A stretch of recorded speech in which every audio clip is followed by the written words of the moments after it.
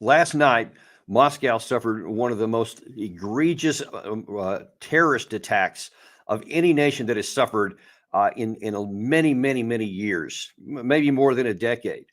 The Crocus City Hall, where there was a concert going on, was attacked by apparently up to 5 armed gunmen who came in and literally just started slaughtering people for just random. Some of the scenes were horrible. Some of the video has been out there. We won't show it here, but it literally showed them just mowing down whoever was in front of them. It was egregious, kind of violent activity.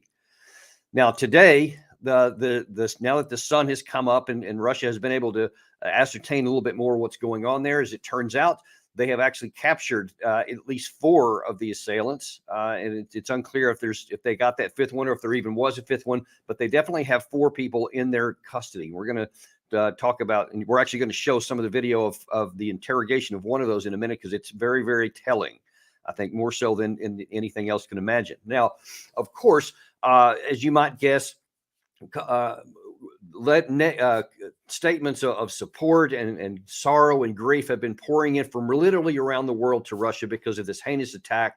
And it hasn't mattered to United States, UK, European Union, as well as their allies, China, whatever. It really, no matter what, everybody has been saying this is a terrible thing. And regardless of the war that's going on between Russia and Ukraine, a terror attack against an outright civilian target is beyond the pale for everyone. And the United States is supporting the theory that it was ISIS, an ISIS affiliate called ISIS-K, ISIS Khorasan, which actually came out of Afghanistan originally, when there was ironically a battle between the Taliban and ISIS-K, and still to this day still goes on in that country there. Many others have been quick to say the same thing. Yes, this has all the hallmarks of an ISIS attack here. But of course, the many in Russia are going to first look to Kiev, and they think that this is actually a Ukrainian operation. And it's just unclear at this point. As you might guess, anytime in the immediate aftermath, it's very unclear.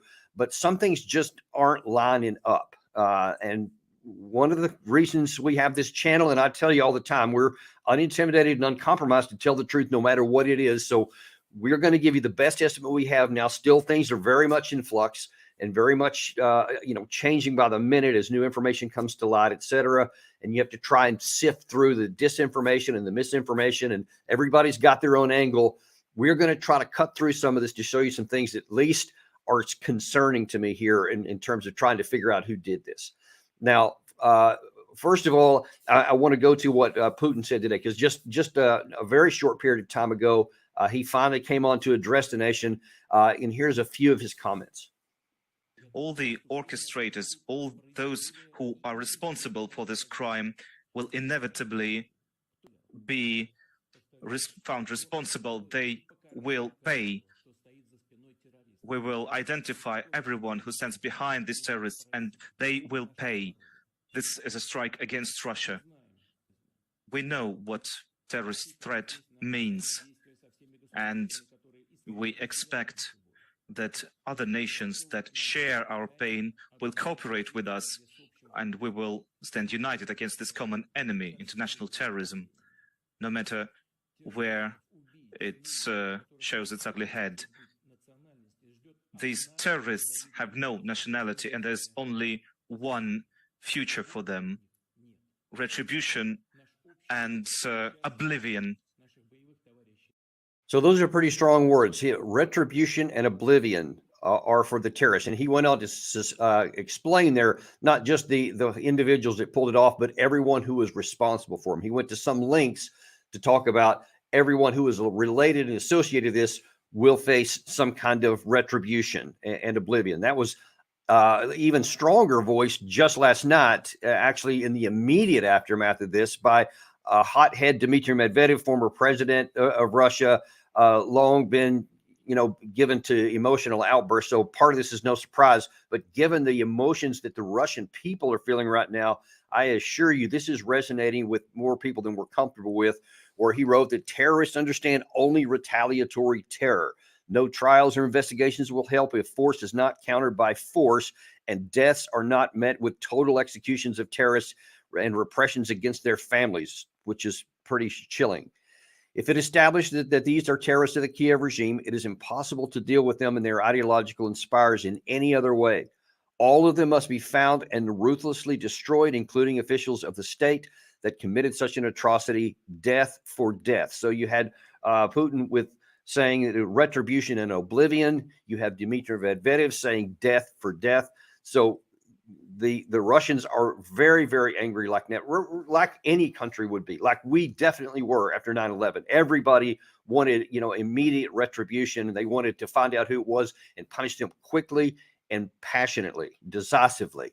Obviously, you get the same thing going on in Israel right now with their October 7th attack, and you know how they responded to that. And those that have power with that, when they're hit with a terrorist attack, I don't know what the intent of whoever did this was. I don't know what any of these people did. It never makes sense if they think that they're going to cause the other side to back down or to go into their shell is counterintuitive. It's counterfactual. Every time it causes them to lash out even harder and to go more, not less than what they were doing before. And that is what I'm concerned about here, that in some respects, it may not matter what actually happened. It's only going to matter what Russia believes happened.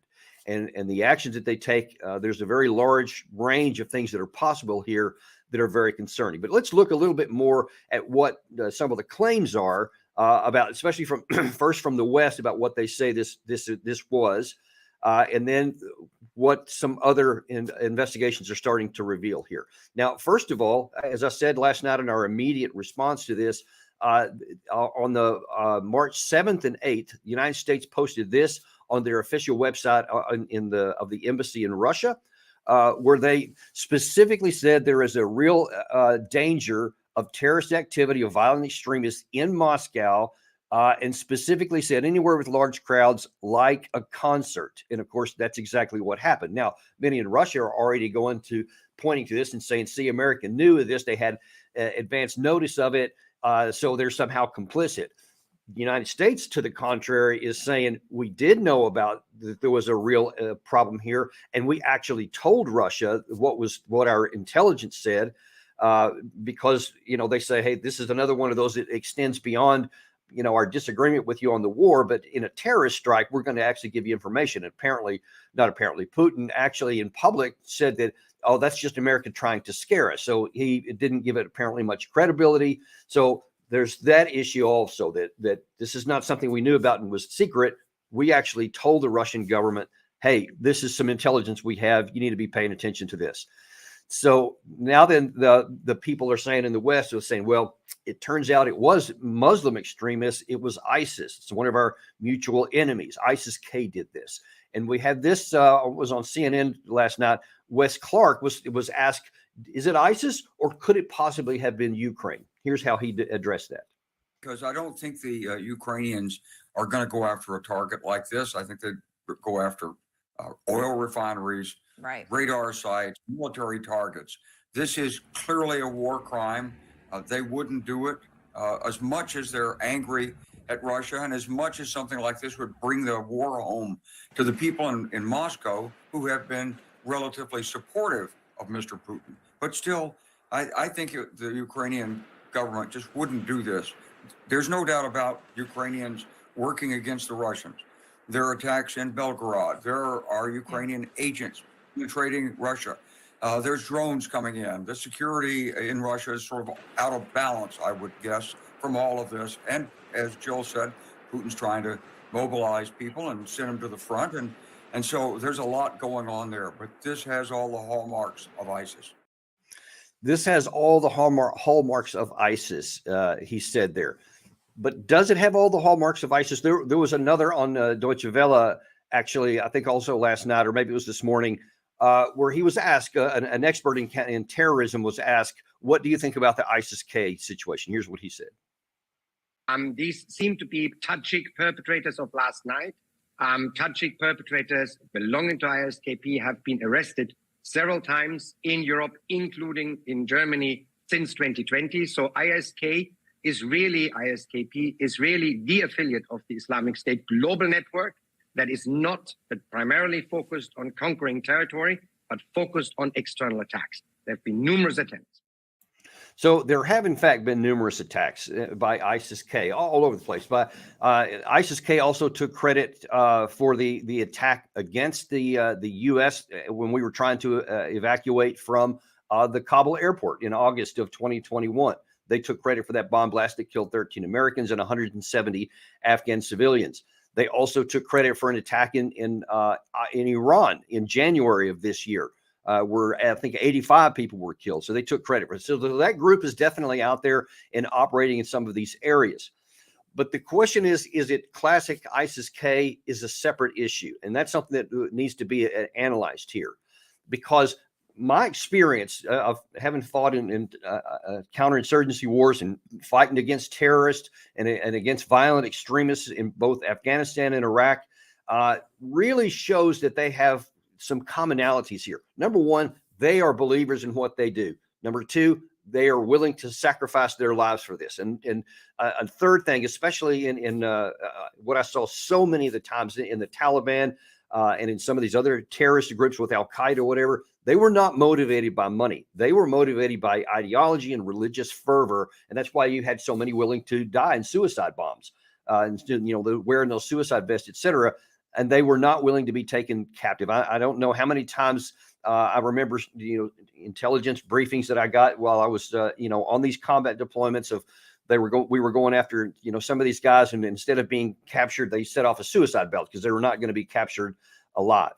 So let's take a look at what we know now about this particular case. Now, a friend of mine who has some connections to the intelligence community raised some serious questions here and says something just doesn't smell right to this, and it doesn't to me either. First of all, it turns out that these guys were Tajiks, as Hans Jakob there just said. They were Tajiks. They were in the country already, but they were caught actually trying to escape into to Ukraine, where, according to the Russians, there was a, quote, window open waiting for them on the other side. So that raises some bells. Why would they have been going into Ukraine as opposed to anywhere else they could have escaped out of, especially if they were Tajiks? They could have gone elsewhere. But the second one is that they were paid, or at least promised, 500,000 rubles. So they didn't do this out of any religious fervor. They did it for a lot of money. The second one is that the plan was developed by a third party. Well, and you're going to hear this in one of the interrogation videos that's out there right now. A remarkable video that's you're going to find very compelling here in just a minute. But you'll see in this video that these guys were contacted by someone else via a Telegram channel. So it's like our Twitter, so to speak. And so they didn't know who these people were. They have no connection to it other than a voice and a text message situation. So this wasn't their fervor. This was someone else contacting them. And of course, it could be anybody on the other end of that line. So it's not at all clear who was actually doing this. The second was the planner was an anonymous imam's assistant who contacted them. So they claiming to be, someone on ISIS-K, a preacher that they apparently had been listening to. So they were very vulnerable and subject to be manipulated here easily. All surrendered when they were cornered here. Nobody had a suicide vest. So that's another thing that is not an earmark of an ISIS-K, like the one in Iran that I told you about. That was a suicide bomber that they sacrificed their lives in here. These guys all wanted money, and they were not prepared to lend their lives. And in fact, all surrendered as opposed to like fighting to the death or so. So these are not the hallmarks of somebody who's ideologically motivated. And if ISIS-K actually did this, one would ask, why did they not send their own people to do it, or somebody who was dedicated to this? And certainly they have the opportunity of those in Russia. They've got people that are able to get into nearly any place there. So that doesn't prove anything, but it does raise a lot of questions that things just don't seem to be lining up right now. It absolutely could be. You can make the argument that these ISIS believers were willing to use some dopes in Ukraine and Russia who had come in there, who were listening to them on Telegram channels.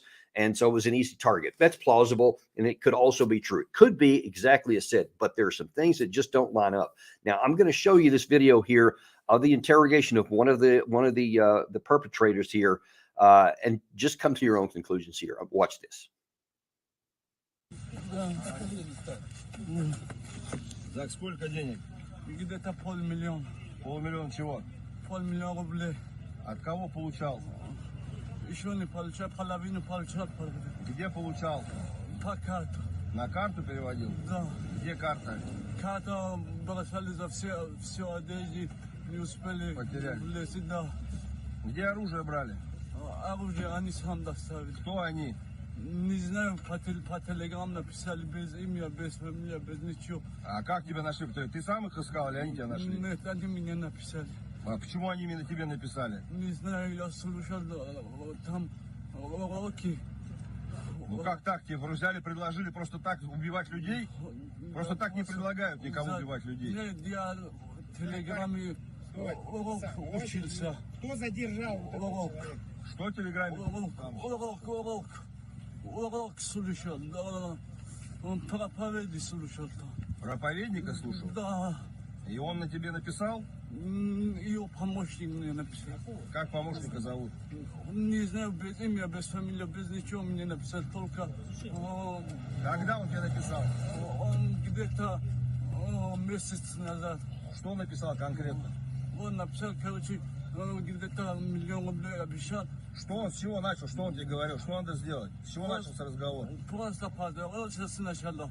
Потом мне предлагал, я согласился. Что предлагал? Деньги предлагал. Деньги предлагал? За Да. что? Что предлагал? За деньги предлагал, что такие дела сделал. Какие дела? Конкретно что он тебе сказал? Такие убийства. Что, кого убить? Вот на место все они скинули. Они сказали конкретно, кого убивать? Да, люди. Каких? Без разницы, короче, там зайдет и сказал, делайте этого, делайте. Заходить и убивать? Да. So you can see there that this is not someone who was ideologically motivated. He was motivated by money. Now, he was listening to these sermons, so he probably apparently didn't have a problem with doing it. So that speaks to the depravity of the individual himself and all those who pull the triggers against concert goers. I mean, that's the same thing that happened in Israel, right? How horrible it was when those Hamas terrorists just slaughtered all the people who were at the outdoor concert. The parallels are pretty strong here. And they're equally heinous. That's one of the points to make here. But here's the problem with trying to ascertain who did it. They don't know who they were talking to. It literally could have been anyone in the world. It could have been someone masquerading as an imam. It could have been an imam. It could have been just like it's portrayed in the West. It could have been something more nefarious. The problem is we just don't know. Now, that's going to lead into what Russia does, because what Russia is probably not going to do is to say, well, it could be ISIS, it could be the Kiev regime. We just can't know, so we're not going to take any action. That's not going to happen. No nation is going to be hit like this with an egregious casualty toll like this. I think the last I saw was 135 were killed, 115 to maybe even more, 150 could have been wounded. It's not clear of the exact numbers. I'm sure that'll come out in the coming days, but it's egregious. And it was in Moscow, in the capital city, against an incredibly vulnerable target. And I assure you, because I've been reading a lot of the Russian news and some of their Telegram channels to kind of see what the flavor is, and it's exactly what you would expect. Lots of anger, everybody looking for somebody to pin it on right now. Nobody wants to wait a long time, and they're all looking for the government to do something about it. Just like we were on 9/11, people wanted some kind of retaliation and retribution right away, and we ended up finding it. We were in Afghanistan, went into Afghanistan within, what was it, like I guess less than a month, just a few weeks, and decisive action was taken of going against the Taliban in Afghanistan. And you know where that worked out after 2 decades later. This one, coming on the embers already of this big war that's been fighting on, is a big problem. Now, here's the complications for the Russians in ascertaining who did it.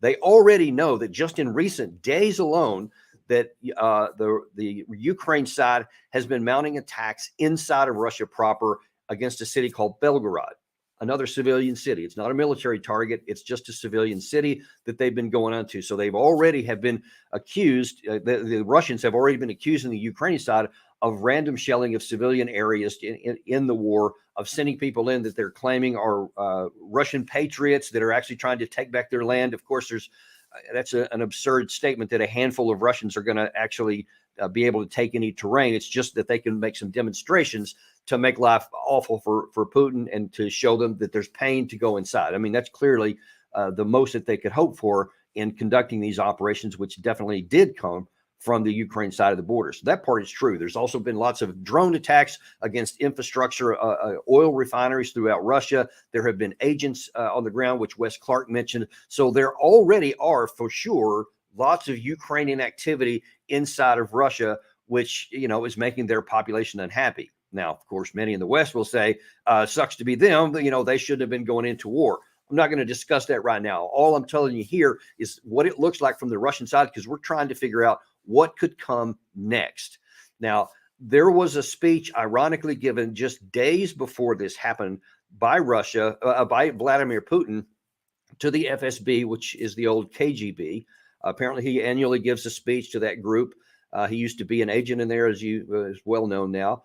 And it's very interesting what he said, because he's going to tell you in this clip we're about to show what he believed had been going on already. And I think he was talking about some of this Belgorod issues, but what he is saying about the collusion of the West and Ukraine relating to terrorist activity against Russia. Check this out. Moreover, maintaining close collaboration with the local authorities is crucial. I would like to note at this point that at one time the West actively used various cross-border radical and terrorist groups and, in part, encouraged their aggression against Russia. Predictably, the neo-Nazi Kiev regime has also switched to terrorist tactics, with similar external support and often under direct instructions. This includes the shelling of peaceful cities, assaults on government officials and public figures, and attempts to recruit perpetrators of subversive and terrorist attacks targeting critical infrastructure and public spaces in Russia. Public spaces in Russia. Days before this attack happened, he said that Ukraine, under instructions from the West, was the implication there, had been doing terrorist activities. He was also referred to personnel and people and figures. He was probably referring to the daughter of a prominent Russian figure, and I think it was in the first months of the war, that was legitimately assassinated by the Ukrainian Special Services Brigade in Russia. Apparently they were going after her father, but she got in the car instead, so she was the one that got assassinated by a bomb in the vehicle. Russians were very, angry about that, but at that time they didn't take any actions. When you see all of these things start to pile up, the risk that Russia does something rash and escalates here is high right now, and that is my big concern, because I've seen some of the Russian commentators on Telegram speculating about the range of things that may be, and they say, "Hey, how about we follow the Israeli example?" Because when they went after their terrorists in Palestinian areas of Gaza, they just ignored everything. Anywhere they said that there was any possibility of someone associated with Hamas, associated with October 7th, they wiped it out. Whether they were in a hospital, a school, any kind of public building, an apartment, nothing was off limits. They went after everything. We should do the same thing. And whoever it turns out to did this, we should take them out personally. And others have suggested maybe some of the members of the Ukrainian parliament, some of their FSB, their version of the FSB buildings in Kiev. So there's a lot of places that this could escalate, because you've seen that Russia has been really stepping up their ballistic missile strikes and tactical missile strikes throughout the depth of Ukraine, and their ability to knock these things down is going smaller and smaller as Russia continues to take out their air defense systems, to continue to deplete their interceptor missiles. And they've been striking more and more military targets and energy infrastructure designed to weaken the Ukrainian military. It would not take much for them to change that targeting into something else and claim justification for this. And if that starts to happen, it's very unclear what the reaction is going to be from the United States, from Europe, and from much of the rest of the world, because there has been a situation where the U.S. turned a blind eye and said that Israel could do whatever it wanted inside there in the just operation going after their enemies in the Gaza Strip, no matter the cost and the consequence of the Palestinian people. So you can see where there may be a willingness on some of the Russian side to say, we're going to do the same thing. And the U.S. can't say anything because they just condoned it. There is now a precedence for that. That is one of the dangers here that this could escalate and that the Russians may feel less constrained about worrying about a Western reaction because of what they had seen happen in the Israeli case. So it remains to be seen how this is going to play out. But I'm very concerned about the risk of this war escalating, because then the question is going to be, then what? What is the Ukraine side going to do in response? What is the West backers going to do in response if that kind of attack starts happening? Because though many don't like to hear it, Russia has been relatively restrained in their operations here. They could have gone much further. They could have specifically attacked large areas of civilian population, not as collateral damage or not as some of the bombs that have gone off course or whatever, but a direct and concentrated attack on civilian areas, which they have not done up to this point. But all bets are off right now. There's no telling what's going to happen, other than the emotions are just percolating right now inside of Russia. Lots of anger is building up. The more people hear about this, the more people look at what Putin said right before this happened. I bet that's going to come up in there. They're all going to be looking to him to make some kind of, like George Bush kind of commentary, like he did on the rubble of 9/11, of the Twin Towers when that happened. You may recall how motivating that was to everybody, because he talked tough and we're coming after you. You're either with us, you're against us, those kinds of things in the immediate aftermath, and then launched that war. Then launched a war against Iraq in 2003, so 2 years later. All of that spawned off of that attack there. So the possibilities here are really, really worrisome to me. We'll see where it's going to go. You can count us. We're going to continue to give you updates on this as it happens, as we get more news out of Washington, out of Moscow, out of Kiev, wherever it may come from. Anything related to this that has anything to do with where this is going, you can count on Daniel Davis Deep Dive giving you the information here. Definitely subscribe and like this video here to make sure that you get the continued updates here. And we are going to have our normal thing of, we're going to be unintimidated and uncompromised. I'm going to bring you the truth no matter what it is. If it goes someplace we don't like, we're going to go there. If it goes someplace the Russians don't like, we're going to go there too, because I don't care about any of that. I care about accuracy, what's really going on the ground, like we say in nearly every episode here. You can count on more of the same. Thanks, and we will see you next time on Daniel Davis Deep Dive.